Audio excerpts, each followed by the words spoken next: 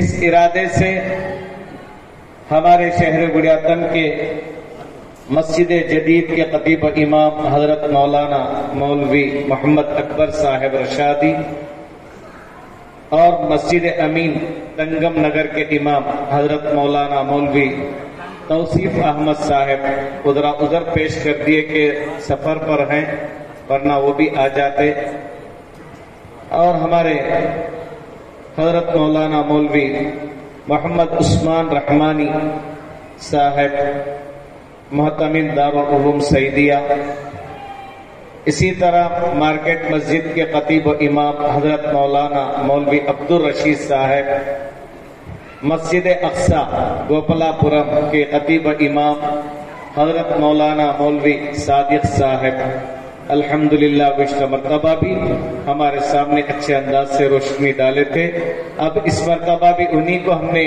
دعوت دیا، اس دعوت کو قبول کرتے ہوئے یہاں تشریف لا لیے ہیں۔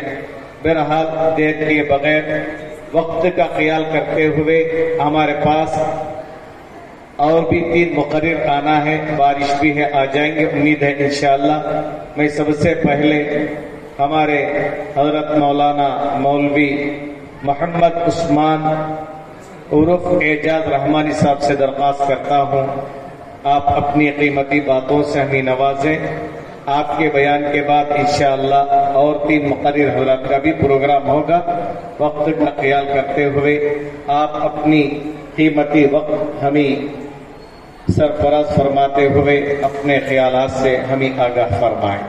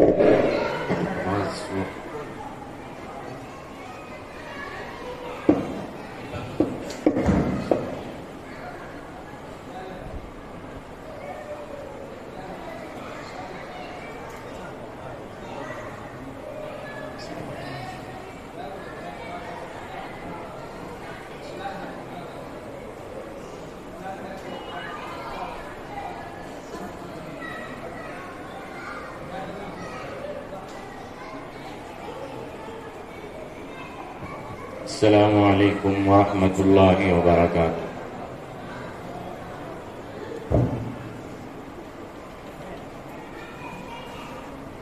الحمد للہ نحمده ونستعینه ونستغفره ونؤمن به ونتوکل علیہ ونعوذ باللہ من شرور انفسنا ومن سیئات اعمالنا من يهده الله فلا مضل له ومن يضلله فلا هادي له ونشهد أن لا إله إلا الله وحده لا شريك له ونشهد أن سيدنا ونبينا ومولانا محمدا عبده ورسوله صلى الله تعالى على خير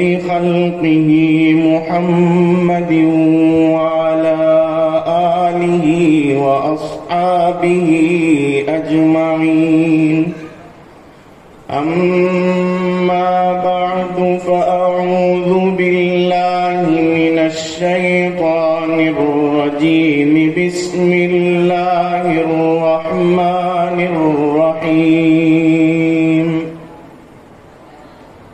وما أرسلناك إلا رحمة للعالمين. قال النبي صلى الله عليه وسلم: خيركم إسلاما أحاسنكم أخلاقا. صدق الله مولانا العلي العظيم وصدق رسوله النبي الكريم ونحن على ذلك لمن الشاهدين والشاكرين والحمد لله رب العالمين. ہر قسم کی حمد اور ستائش، تمام قسم کی تعریفیں اس اللہ رب العزت کے لیے سزاوار ہیں جو ساری کائنات کا خالق حقیقی اور ہر ذرے کا مالک اور مختار ہے. جو چاہتا ہے وہ کرتا ہے. اس کے کرنے کرانے میں، طاقت اور قوت میں، شان اور شوکت میں، رعب اور دبدبے میں کوئی اس کا شریک ساجی ہمسر نہیں. وہ تنہا ہے، ایک ہے، اکیلا ہے، یکتا ہے، ہمیشہ سے ہے اور ہمیشہ رہے گا. وہ اتنی بڑی قوتوں کا مالک ہے کہ اگر اللہ تبارک و تعالی کسی قوم کو، کسی خاندان کو، کسی قبیلے کو، کسی فرد کو، کسی انسان کو عزت کا، سربلندی کا، سرخ روئی کا، کامیابی کا فیصلہ فرما دے، قسم خدا کی اللہ کے طرف سے عطا کردہ ان نعمتوں کو بندوں سے کوئی چھین نہیں سکتے.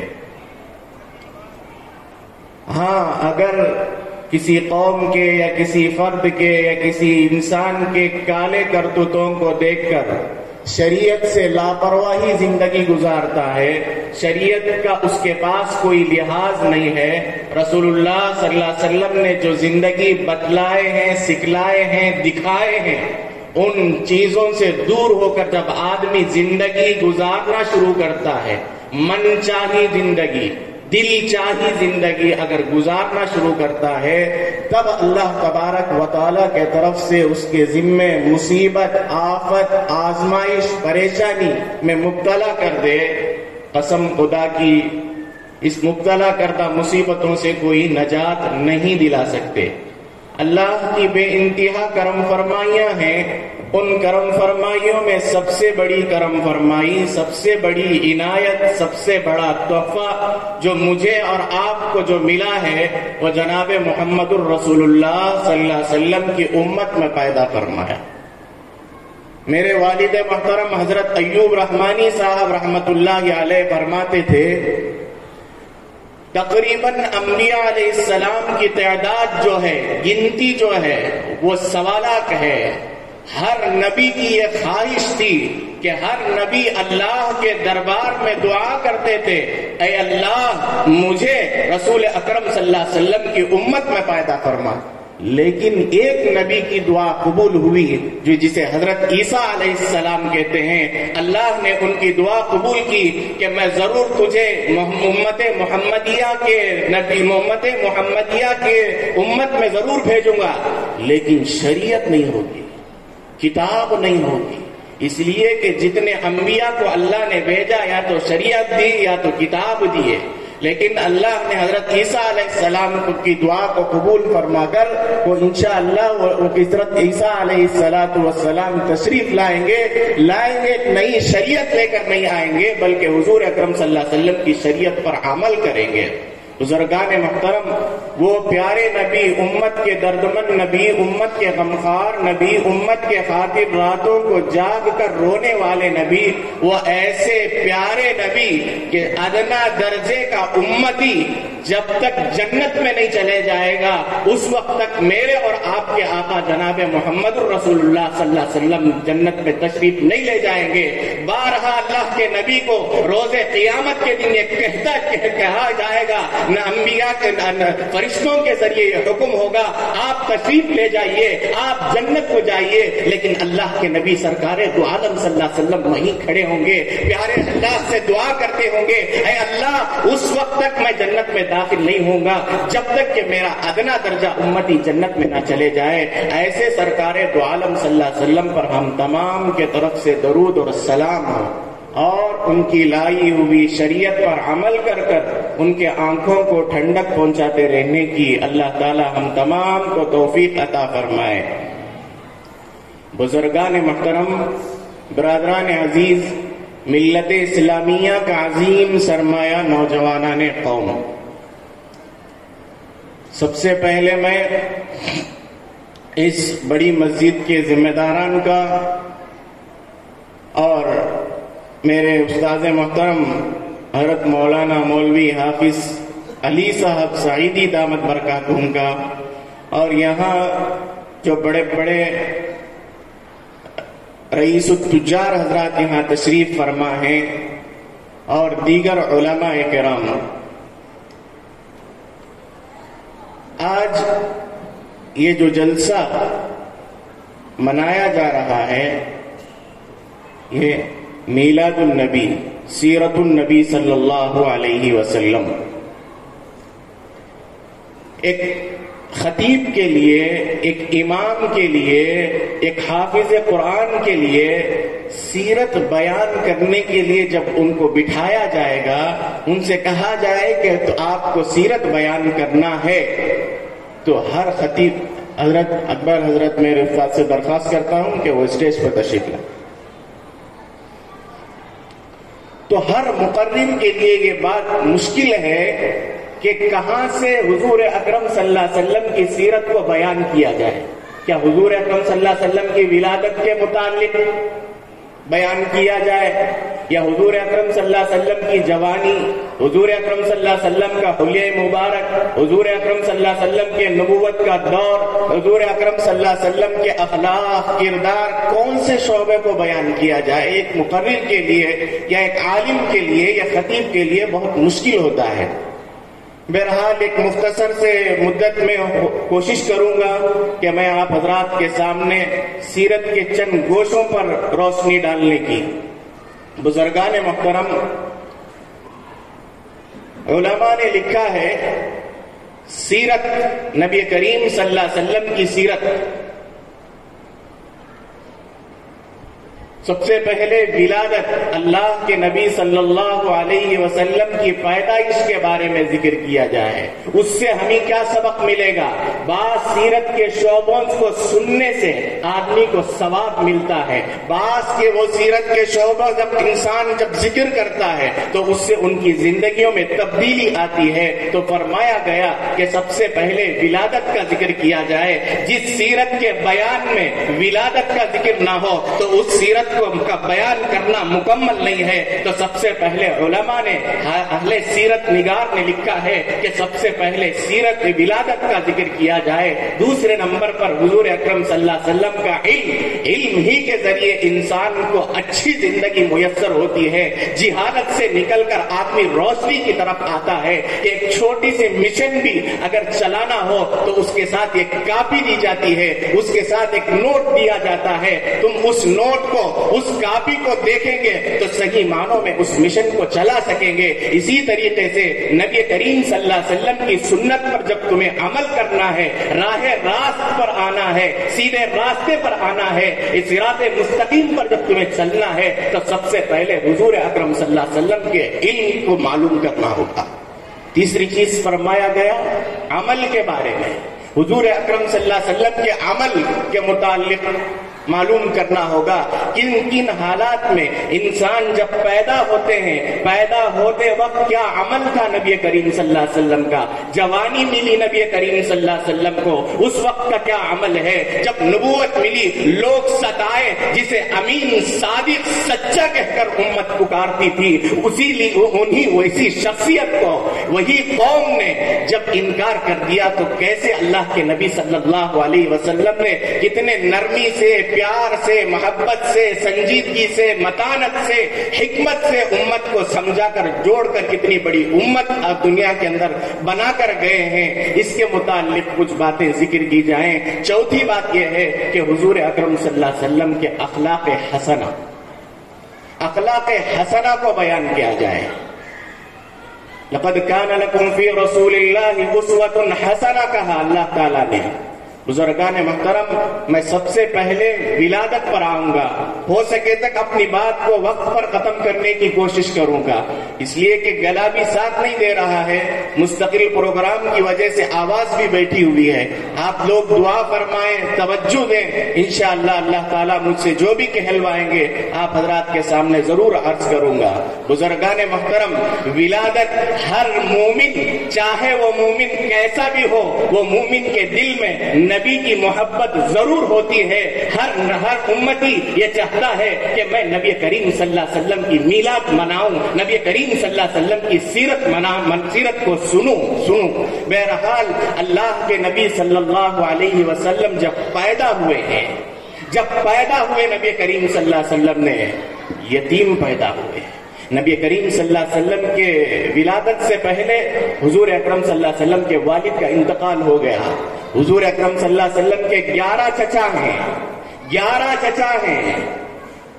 ان 11 چچاؤں نے جب سنا کہ ہمارے ہاں ایک مولود مسعود پیدا ہوا ہے تو لوگوں نے عام دعوت کا اعلان کر دیا، میرا بھتیجا جو باپ کے بغیر در یتیم پیدا ہوا ہے، میرے گھر میں بھی دعوت ہوگی۔ انہوں نے کئی اونٹ ذبح کر ہر چچا، چاہے اس زمانے کا 11 چچاؤں نے دعوتیں کی، میلاد کو منایا، نبی کریم صلی اللہ علیہ وسلم کی اس ولادت کے دن کو خوب منائے۔ لیکن ہدایت کس سے ملی؟ 11 چچا کو بھی ہدایت ملی؟ نہیں ملی۔ صرف 2 چچا ہیں حضور اکرم صلی اللہ علیہ وسلم کے، دونوں ہی کو ہدایت ملی ہے۔ ایک حضرت حمزہ رضی اللہ عنہ ہے، ایک حضرت عباس رضی اللہ عنہ ہے۔ کیوں؟ 11 نے بھی تو حضور اکرم صلی اللہ علیہ وسلم کی ولادت کی خوشی منائی، لیکن ہدایت جو مل رہی ہے صرف 2 چچا کو مل رہی ہے۔ اس کی وجہ کیا ہے؟ اہل سیرت نگار نے اس واقعے کو لکھ کر کہا ہے کہ حضرت حمزہ رضی اللہ عنہ اور حضرت عباس رضی اللہ عنہ حضور اکرم صلی اللہ علیہ وسلم کی وہ سیرت، وہ علم، وہ عمل، وہ اخلاق اپنے اندر لے لیے ہیں۔ اس کی وجہ سے اللہ تعالیٰ نے انہیں ہدایت کے راستے سے انہیں نواز دیا گیا۔ رضی اللہ عنہم ورضوا عنہ کے سرٹیفکیٹ ان کو عطا کر دی گئی۔ بزرگان محترم، صرف میلاد منانا یہ بات تو ٹھیک ہے، اچھی بات ہے، لیکن نبی کریم صلی اللہ علیہ وسلم نے جو طریقے کو ہم نے بتلایا ہے، حضور اکرم صلی اللہ علیہ وسلم نے اس طریقے کو معلوم کر اس پر عمل کریں گے تو انشاءاللہ ہمارے لیے راہ نجات ہے۔ بزرگان محترم، مکۃ المکرمہ میں ایک بہت بڑا تاجر تجارت کے غرض سے مکے کے اندر آیا۔ سرداران قریش مکے کے اندر بیٹھے ہیں، آج کر پوچھتا ہے وہ نوجوان، کیا آج کے رات کوئی بچہ پیدا ہوا ہے؟ یہ ایک دوسرے سردار دیکھتے ہیں کہ کیا قصہ ہے، ہم لوگ یہاں رہنے والے ہیں، یہ ملک شام سے تجارت کے لیے آیا ہے اور آ کر یہ کہتا ہے کہ کل رات یہ مولود مسعود پیدا ہوا ہے۔ تو سرداران قریش نے جواب دیا کہ نہیں پیدا ہوا۔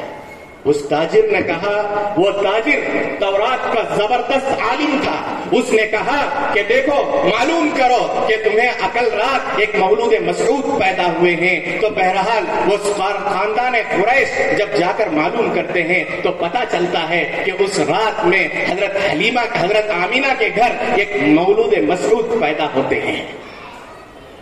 سرداران قریش پریشان ہوئے، فوراً اس مکے میں وہ تاجر کو پکڑا، اس تاجر کو پکڑ کر بلا کر پوچھے کہ تو ملک شام میں رہنے والا ہے، تجھے کیسے معلوم کہ یہاں مکے کے اندر مکے شہر مکہ میں ایک مولود مسعود پیدا ہوا ہے؟ اس تورات کے عالم کا جواب سنو میرے نوجوانوں۔ اس نوجوان نے، اس تاجر نے یہ جواب دیا، کل رات جو حالات پورے دنیا کے اندر آئے ہیں، اب دنیا جب سے اللہ پیدا پیدا کیے ہیں، آدم علیہ السلام سے لے کر حضور اکرم صلی اللہ علیہ وسلم کی پیدائش تک جو جتنے حالات ہوئے ایسے حالات رات میں کبھی پیدا نہیں ہوئے۔ تو فوراً وہ سرداران قریش نے اس نوجوان سے پوچھا کہ کیا حالات آپ کے رات پیش آئے؟ تو اس نوجوان نے کہا سنو ابھی میں آپ کو سناؤں گا، کل رات قیصر و کسریٰ کے 14 کنگورے گر گئے، فآتش قدح فارس جو ہزاروں سال سے جلتا تھا وہ بجھ گیا، اور دریائے ساوا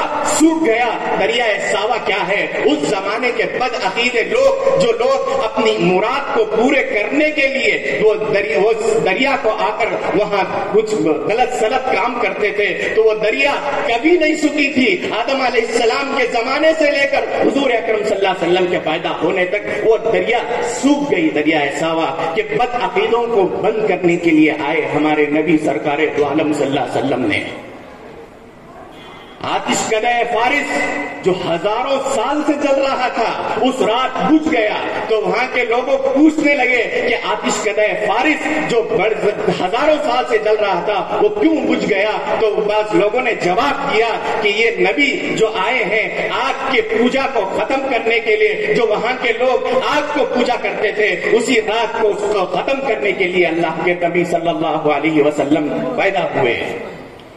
ایک بات یہ ہے کہ قیصر و کسریٰ کے 14 کنگورے زمین پر گر گئے، وہاں کے بادشاہان پریشان ہوئے، وہاں کے بادشاہان پریشان ہوئے، کہا کہ بلاؤ تورات کے عالموں کو بلاؤ، زبور کے عالموں کو بلاؤ، انجیل کے عالموں کو بلاؤ، نجومیوں کو بلاؤ، کیا قصہ ہے، کیا مسئلہ پیش آیا ہے کہ جس کی وجہ سے آج کے رات 14 کنگورے زمین کے نیچے گر گئے ہیں۔ بہرحال وہ تورات کے عالم بادشاہوں کے سامنے بیٹھ کر یہ کہتے ہیں اے بادشاہ جہاں بنا، یہ جو 14 کنگورے جو زمین کے نیچے گرے ہیں تو مطلب یہ ہے کل رات ایک مولود مسعود پیدا ہوئے ہیں، میرے اور آپ کے آقا جناب محمد رسول اللہ صلی اللہ علیہ وسلم پیدا ہوئے ہیں۔ اس کا مطلب یہ ہے 14 بادشاہ رہیں گے، اس کے بعد 14 بادشاہوں کے بعد تمہاری حکومت ہمیشہ کے لیے ختم ہو جائے گی، حکومت ہوگی ساری دنیا کے اندر نبی کریم صلی اللہ علیہ وسلم کی توحید کی حکومت ہوگی۔ بزرگان محترم، جب نبی کریم صلی اللہ علیہ وسلم پیدا ہوتے ہیں، پیدا ہوتے ہوتے ہی تعلیم دے رہے ہیں۔ کیا تعلیم دے رہے ہیں؟ جب حضرت حضور اکرم صلی اللہ علیہ وسلم پیدا ہوتے ہیں، سیرت نگار حضرات نے اس واقعے کو لکھا ہے، جب نبی کریم صلی اللہ علیہ وسلم اپنے مادر رحم سے جب باہر آتے ہیں، ایک ہاتھ زمین پر ہے، ایک ہاتھ اوپر ہے، ایک ہاتھ سے اشارہ کر رہے ہیں کہ میں ایک اللہ کو ماننے والا ہوں، اور اللہ کے فضل سے جو میں زمین پر ہاتھ رکھا ہوں اس زمین میں ساری دنیا کے اندر توحید کو عام کروں گا، رسالت کو عام کروں گا۔ کہ ہمارے نبی سرکار دو عالم صلی اللہ علیہ وسلم کے بارے میں حضرت آمینہ رضی اللہ عنہا فرماتی ہیں، ایک مرتبہ ایسا ہوا کہ جب نبی کریم صلی اللہ علیہ وسلم کو میں آرام کرا رہی تھی کہ میں ایک بستر پر رکھ کر جب کسی کام کے لیے کچن پر گئی ہوں تو بچے کی رونے کی آواز اتنی تیزی سے آ رہی ہے کہ میں پریشان ہو گئی۔ جتنے لوگ وہاں تھے میرے رشتے دار سب جا کر قریب ہو کر دیکھتے ہیں کہ دیکھتے کیا ہے کہ بچہ زار و خطار رو رہا ہے، بل بلا کر رو رہے ہیں، تڑپ تڑپ کر رو رہے ہیں۔ دیکھتے ہیں کپڑا ہٹا کر دیکھا جاتا ہے کہ کہیں اللہ کے نبی صلی اللہ علیہ وسلم کو کہیں کوئی کیڑا نہ کاٹ دیا گیا ہو کہ نبی کریم صلی اللہ علیہ وسلم چلا چلا کر رو رہے ہیں۔ تو وہاں کے لوگوں نے دیکھا تو نبی کریم صلی اللہ علیہ وسلم کے سطر سے کپڑا تھوڑا ہٹ گیا تھا، منبی سے جسے ناف کہتے ہیں، ناف سے تھوڑا کپڑا ہٹ گیا تھا۔ جب وہ ناف کے اوپر کپڑا ڈال دیا گیا تو خاموش ہو گئے اللہ کے نبی۔ آ رہے ہیں چھوٹے بچے ہیں، حیا کی تعلیم دے رہے ہیں۔ آج ہماری حیا کا کیا حال ہے؟ ہم لوگ کیسے کیسے کیسے کپڑے ہمارے گھروں کے اندر ہم لوگ خود کیسے کیسے کپڑے پہن رہے ہیں۔ میری بات نہیں ہے، نبی کریم صلی اللہ علیہ وسلم نے فرمایا قیامت کے دور آئے گا، قیامت کے قریب لوگ ایسے کپڑے پہنے ہوئے ہوں گے، کپڑے پہنے ہوں گے لیکن حقیقت میں ننگے ہوں گے۔ بعض صحابہ کرام نے نبی کریم صلی اللہ علیہ وسلم سے قریب ہو کر پوچھا یا رسول اللہ آپ جو بات بتا رہے ہیں کپڑا پہنا ہو آدمی ننگا ہو سمجھ میں نہیں آتا اللہ کے نبی۔ تو اللہ کے نبی صلی اللہ علیہ وسلم نے فرمایا کپڑا پہننے کے بعد جو ننگا ہونے کی بات جو کہہ رہے ہیں مطلب یہ ہے کہ لوگ ٹائٹ فٹنگ پہننا شروع کریں گے، یہ حیا کے خلاف ہے۔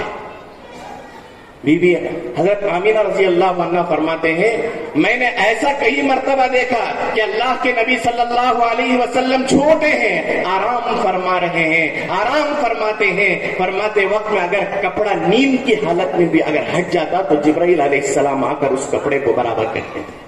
نبی کریم صلی اللہ علیہ وسلم نے حیا کی تعلیم بھی ہم کو دی ہے، تو میرے نوجوانوں سے میری گزارش ہے، حیا انسان کے لیے ایک بہت بڑی دولت ہے۔ نبی کریم صلی اللہ علیہ وسلم نے آج جو ہندوستان کے اندر نہیں پوری دنیا کے اندر جو حالات ہمیں دیکھنے پر ملتے ہیں کہ وہ حیا، نبی کے سنت کو چھوڑو گے گمراہی کے سوا کچھ نہیں ملے گا، نبی کے راستوں کو چھوڑو گے تو اللہ کے نبی صلی اللہ علیہ وسلم نے فرمایا ہے میرا راستہ چھوڑ کر تم کوئی بھی راستہ اپنا لو، دنیا کے سپر پاوروں کا راستہ تم اپنا لو، قیصر و کسریٰ کے راستے تم اپنا لو، لیکن تمہیں ہدایت نہیں مل سکتی۔ لیکن تم لوگوں کو اگر صحیح راستے پر چلنا ہے تو میرا راستہ چلو گے، میری بات کو مان کر چلو گے تو اللہ تبارک و تعالیٰ تمہیں راہ ہدایت پر لائیں گے۔ بزرگان محترم، یہ چھوٹی سی باتیں آپ حضرات کے سامنے سیرت کے متعلق میں نے عرض کیا کہ دیکھو علم اصل چیز ہے، علم ہے۔ جس نبی، ایک رپورٹ کے مطابق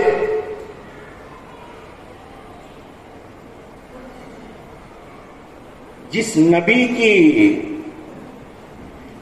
امت کا پہلا وحی کا لفظ تعلیم ہے، اقرا کہا گیا، اس نبی کی امت علم سے خالی ہوتی گئی تو گمراہی نہیں تو اور کیا آئے گی؟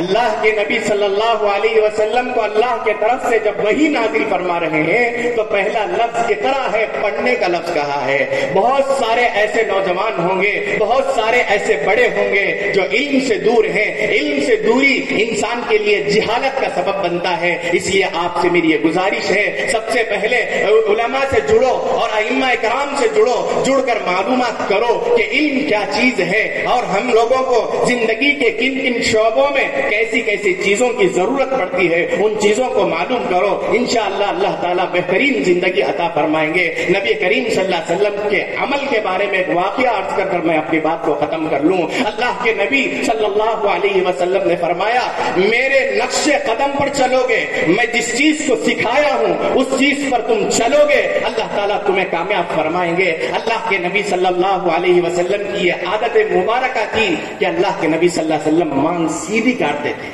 سیدھی مانگ نکالتے تھے۔ حضرت بلال رضی اللہ عنہ نے دیکھا کہ نبی کریم صلی اللہ علیہ وسلم کی مانگ نکلی ہوئی، آج کیسے کیسے کٹنگ، اللہ اکبر اللہ اکبر۔ مغربی تہذیب کو اپناتے اپناتے حضرت عطا اللہ شاہ بخاری رحمت اللہ علیہ فرماتے ہیں گرتے گرتے اتنا گر گئے کہ اب گرنے کی جگہ باقی ہی نہیں ہے۔